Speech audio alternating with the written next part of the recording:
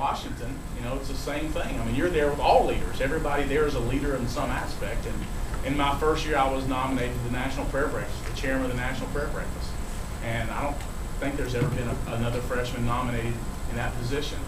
And then in my second term, you know, being one of the leaders of the Blue Dogs, it's voted on by our caucus. So, you know, you just try to strive to do all you can, give it 110%, work as hard as you can,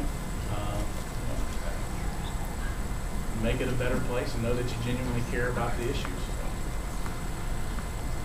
Yes, ma'am. I have a comment and a question. Okay.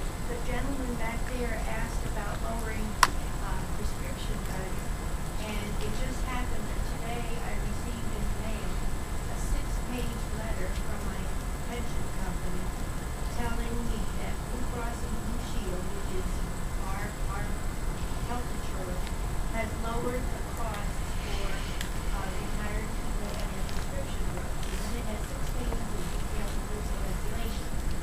And so we also have received a phone call and 2 letters asking us from Blue Cross to please send this card back to our congresspeople and tell them to vote no for the health care bill, because it's not going to be good for the insurance company. And needless to say, I didn't send them back. Now my question, Thank you. now my question is, according to the media, the health care bill in the House was almost 2,000 pages. And none of us is going to take time to read that. And most of us, especially my age, don't do things on the internet very well. So is there any way for educational and making decisions and writing to our Congress people and calling them, is there any way to reduce 2,000 pages, combine it with whatever the Senate is going to do, and give us a 100-page outline of the basic main points of the health care bill so we know what we're talking about? And that's part of the difficulties when I sit down to read almost any legislation, because they refer back to prior legislation, prior bills that have been passed in the House. And sometimes it could be as simple as just one word. It may give a definition of a particular word that was basically used in another piece of legislation. So that's why you have to have you rely so much on your staff to make sure that they do that research. And the Congressional Budget Office helps in a lot of the spending side of it to kind of give you an outline of the cost, and that's an independent group. It's not Democrats or Republicans. So you kind of get a basis for that, and part of it is just going and doing your research, and that's where your staff and that's where you work with other offices to make sure you can get all that done in such a short amount of time. And the hard part is I think it was either Social Security or Medicare was actually only 36 pages long. Well, 1,990 pages is a lot of information, but it's not. I mean, and it is still a lot, but it's not like a book. I don't know if you've ever seen the actual legislation. It's, most of the time it can only be, it may be 2 or 3 sentences is one whole entire page. So it's not like it's fine writing, small. It's like double spaced. It's rather large print, and so I think it's like 300 or 400 page actual written pages. But if I can get your name, I'll get you a summary. Okay, because I was going to say, it's one thing for you and your staff to read it because you have to discuss it and vote for it.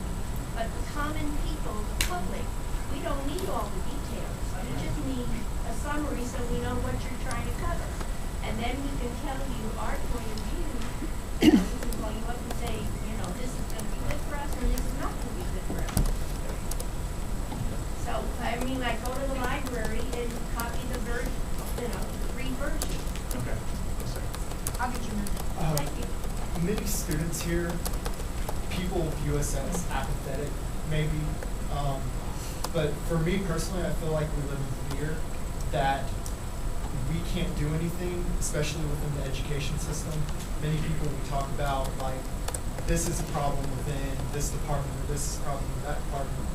And I guess my question is, what advice do you have for students to, like, make changes in our education system? Well, obviously get involved is one thing, and actually, quite frequently, a lot of the universities have sent a lot of students up to Washington or my office in Asheville, and I get to sit down and actually have one-on-one conferences about it and talk and communicate and how we can look at more specifics of how we can address some of the education programs. We do a lot with the public schools, and it's going out and having a conversation with them, asking them some questions. Our teachers, our administrators, I meet with all of our principals. And, I was just with your student body president and some other students a few minutes ago. And, there's another perfect example of, get in front of them, how you can make a difference, get actively involved in the political process. Those are some great ways, and let your voice be known. Well, I guess maybe, because I have been in student government, Okay. I guess students listen. It's just we feel sometimes we get knocked down by the higher power. Yeah. So I get that same feeling all the time. I get the same thing. I mean, it's. There were certain things that we did. There a